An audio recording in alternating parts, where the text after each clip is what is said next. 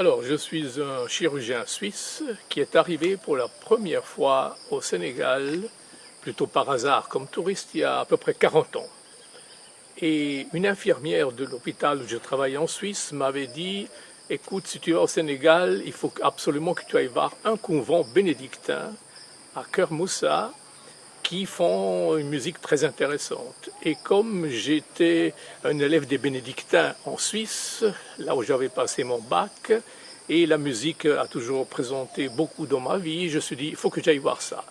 Donc j'ai débarqué au petit matin pour les Laudes, je crois, il faisait pas encore tout à fait jour, et ça a été un flash immédiat que le contact avec ces réalités monastiques perdues à peu près dans la brousse sénégalaise, moi qui ne connaissais pas encore l'Afrique.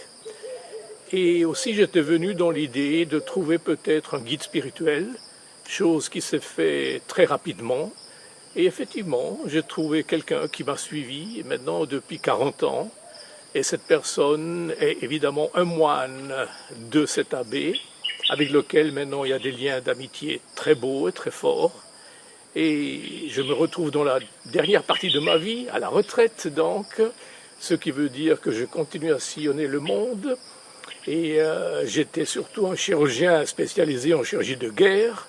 Ensuite, après 20 ans de terrain, j'ai passé dans ce qui est la politique de l'humanitaire.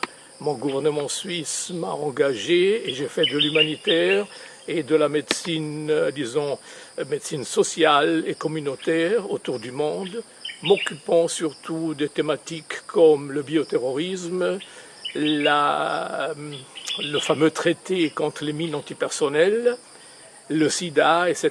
Mais surtout, je ramenais une expérience du terrain des guerres et que j'ai fait rassembler un peu partout dans le monde, y inclus en Afrique, comme au Soudan, en Somalie, au Kenya et au Rwanda. Donc je pourrais vous en parler pendant des heures de mes expériences africaines.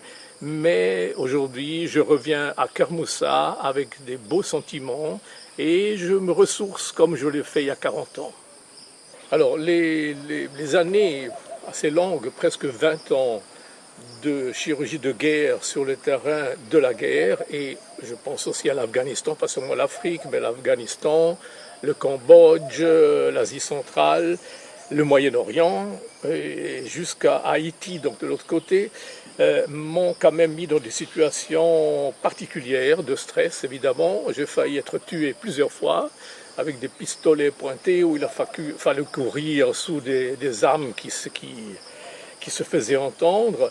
Bref, j'ai eu une chance inouïe et à chaque fois que je pouvais, je revenais à Kermoussa parce que là, je pouvais faire une espèce de bilan de ce qui était la situation, comment on continue, et à la place de suivre un psychothérapeute qui me fait du stress management, d'ailleurs chose que j'ai dû faire moi-même pour les autres plus tard, mais je retrouvais ici un équilibre que je ne vous dis pas, il était dû certainement à la musique, à la présence et à l'action de mon père spirituel, mais toute l'action, disons, le contact véritable aussi, le contact direct avec le monastère. Dans le temps, je passais, quand je pouvais, tous les 3-4 ans, je venais faire un saut, et puis j'amenais aussi les diapositives de mes expériences de guerre, etc., pour les montrer aux moines, et ça crée une atmosphère assez particulière, je dois dire.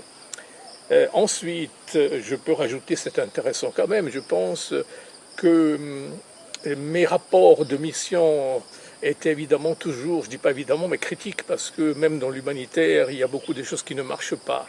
Et comme à ce moment-là, j'étais engagé par le gouvernement suisse, et mes rapports étaient plutôt problématiques, ils me disaient, mais comment est-ce qu'on va faire?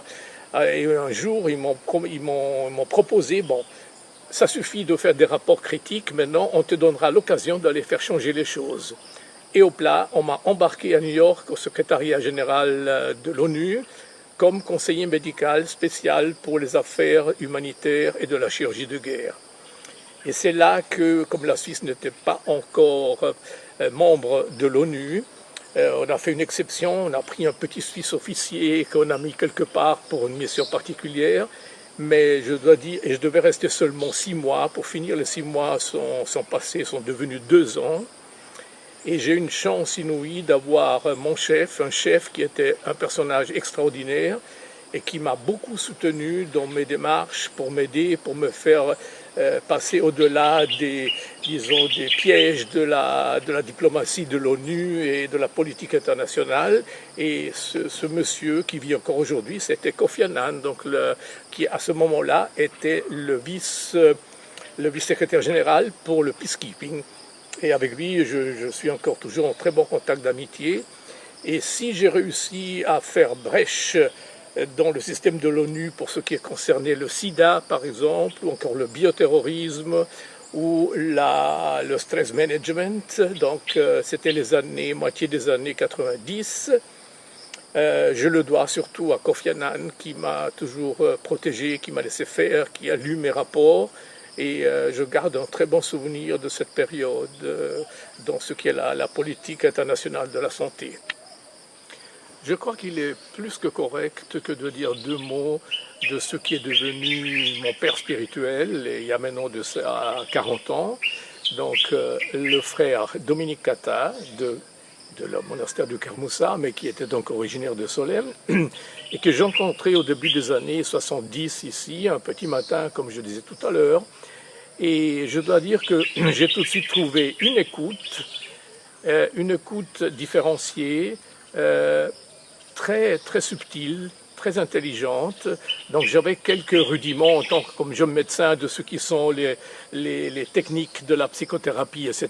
Moi-même d'ailleurs j'étais un peu attiré si bien par la chirurgie que dans le chemin j'avais entrepris avec beaucoup d'énergie, mais aussi la psychiatrie m'avait toujours attiré. Donc ce côté, si on veut, spirituel avait son importance. D'ailleurs, pendant mes études de médecine, j'avais passé un semestre à Vienne, où j'avais connu les grands de la psychiatrie européenne, élèves de Freud, etc. Donc il y avait un moment, il y a toujours d'ailleurs un grand intérêt pour cette branche qui est vraiment à l'opposé de la chirurgie, si on peut dire. Et ici, sans qu'il y ait des techniques particulières, je sentis, à part le fait donc que la foi doit et peut aider, et que nous restons quand même ayant eu une éducation bénédictine, où il y a la liaison entre ce qui est le monde de la musique religieuse et laïque aussi, mais la spiritualité et donc tout le monde qui va ensemble d'ailleurs avec la culture. On ne peut pas dire bénédictin sans penser à une culture profonde, très large, ratisson très large.